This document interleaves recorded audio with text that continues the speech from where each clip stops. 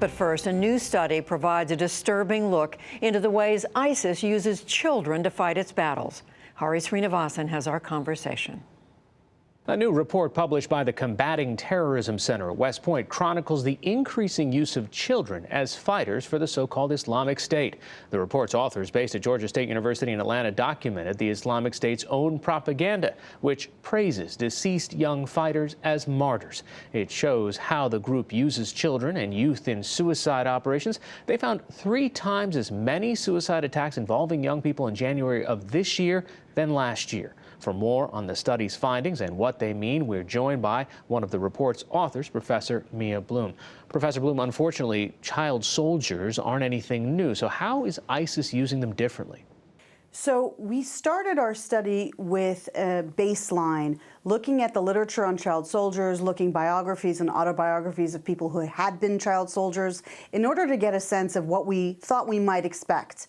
And so we expected that children would be used when they ran out of adults or when they couldn't find adults, or that children would be used against civilian targets, and we didn't find either of those. Instead, what we found was that children in ISIS are used alongside the adults, not instead, and in fact, only 3% of the time were children used against civilian targets. 61% of the time, they were going after what we would call hard targets: military, police, militias, and the army.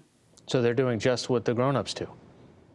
They're doing exactly what the grown-ups do, and in fact, we found considerably more suicide bombers than anyone expected. And you said you actually break it down. 39% are driving, basically car bombs? 39% were car bombs. These were vehicle-borne improvised explosive device, so it's a VBIED. But many of the children were also wearing what we would call a suicide belt, which is an individual IED that is attached to them. So they were part of these marauding raids, these ingamasi. So they would go into the target, shoot, and then blow up the IED or the suicide belt at the end of the operation. It used to be that groups would recruit in secret, that they knew that there was going to be societal backlash. This is the opposite. You're saying in your report that ISIS brags about the fact that they're recruiting young kids.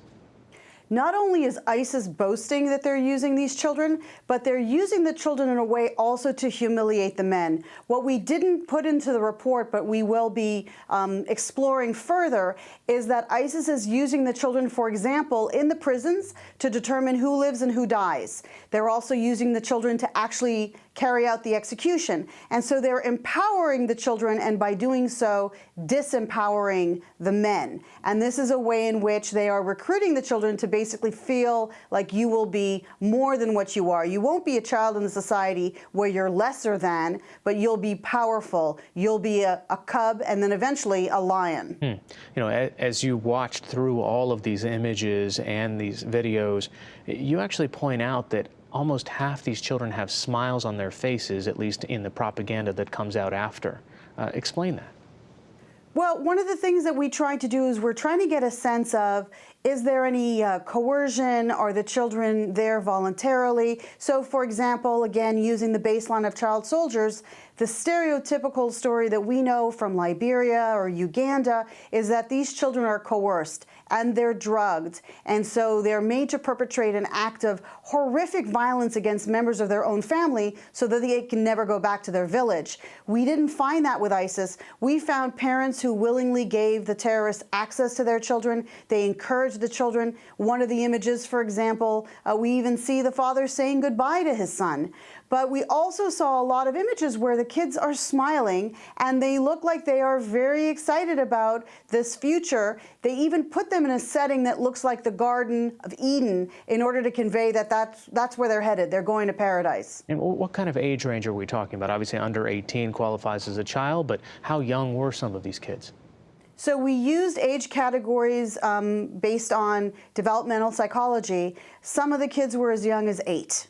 So we had an age range of 8 to 12, 13 to 15, 16 to 18, and we didn't go above 18. And anyone we knew that might be over 18, we didn't include in the study. All right, so we have this information now. How should this inform our policy making or our strategy to combat this?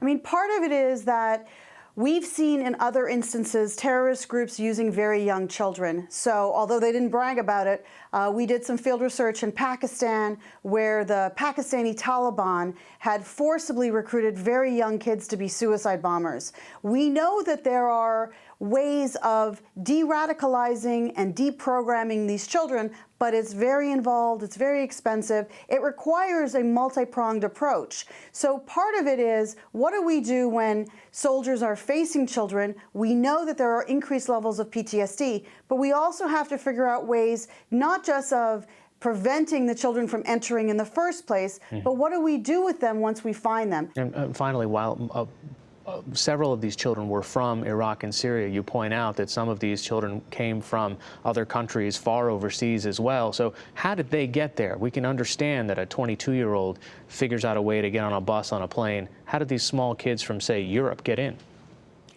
Well, what's the really horrific part of the study is we discovered how many parents are bringing their children with them. So among the foreign fighters that are coming from the United Kingdom and France, Belgium, Tunisia, Egypt, they're bringing their entire families with them when they go, and they're basically giving the terrorists access to these children when they get there. So we are seeing parents who are basically colluding with the terrorists in allowing their children to die at a very early age. All right, Mia Bloom, thanks so much. Thank you so much for having me.